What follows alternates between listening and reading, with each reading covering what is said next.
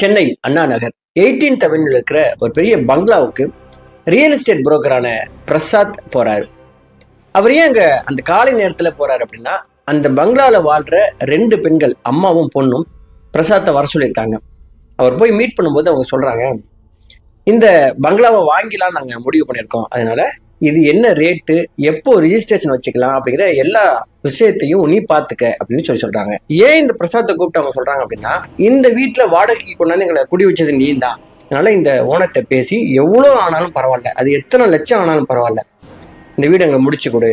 அதிகபட்சம் ஒரு 10 நாளுக்குள்ள இதுக்குண்டான எல்லா வேலையும் நீ முடிச்சிரு. அது உனக்காகவே நாங்க வெளியூருக்கு பிசினஸ்க்கெல்லாம் போகாம இங்க தங்கி இருக்கிறோம் அப்படின்னு சொல்றாங்க.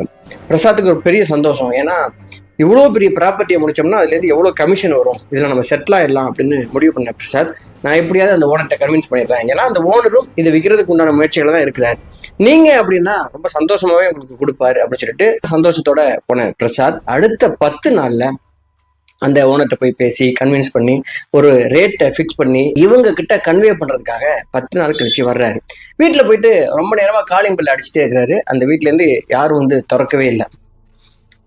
அது மட்டும் இல்லாம அந்த வீட்டுக்கு வெளியில நியூஸ் பேப்பர் ஒரு 5 நாளா எடுக்காம கிடக்குது அப்படிங்கிறதும் தெரிய வருது. பிரசாத் அன்னைக்கு அவங்க சொன்னதெல்லாம் நினைச்சு பார்க்கறாரு.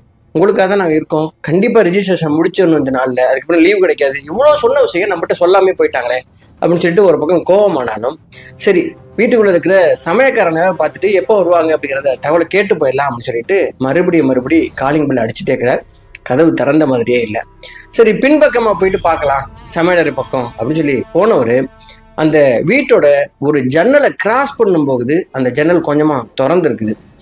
அந்த திறக்கப்பட்ட ஜன்னல்ல இருந்து ஒரு தாங்க முடியாத அளவுக்கு ஒரு துர்நாற்றம் வர்றத கவனிக்கிறார். இப்படி ஒரு துர்நாற்றம் ஒரு வாழ்ற வீட்டுல இருந்து எப்படி வரும்? இதை சகிச்சுக்கிட்டு இருக்கிறாங்களே இவங்கெல்லாம், ஏதாவது எலிகிளி செத்து போயிருக்கோம்னு சொல்லிட்டு அவர் அந்த பக்கம் மூக்க பொத்திக்கிட்டே பின்பக்கமா போயிட்டு சமயக்காரனை தேடுறார். சமயக்காரன் அங்க இல்லை. சமயக்காரன் இல்லை, ஆனா பின்பக்க கதவு திறந்து இருக்குது அப்படிங்கிறது அவருக்கு தெரிய வந்து அந்த கதவு வழியா வீட்டுக்குள்ள யாராவது இருக்கீங்களா அப்படின்னு சொல்லி கேட்டுக்கிட்டே உள்ள நுழைகிறாரு. அப்படி உள்ள நுழைஞ்சு பார்த்த அந்த நபர் அப்படியே அதிர்ச்சியில உறைஞ்சு போறாரு.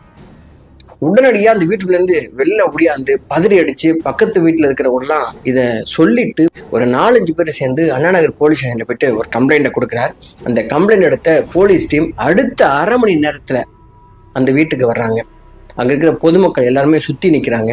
போலீஸ் டீம் உள்ள போறாங்க. வீட்டுக்குள்ள போனா அவங்க பார்த்த அந்த காட்சி என்ன அப்படின்னா, அம்மாவும் பொண்ணும் இறந்து போய் அவங்க உடம்புலாம் அப்படியே உப்பி போய் அவங்க உடல் அப்படியே கிழிக்கப்பட்டு குடல்லாம் வெளியில அப்படியே சிதறி கிடக்குது. அவங்க ரத்தம் அங்கங்க கட்டி கட்டியா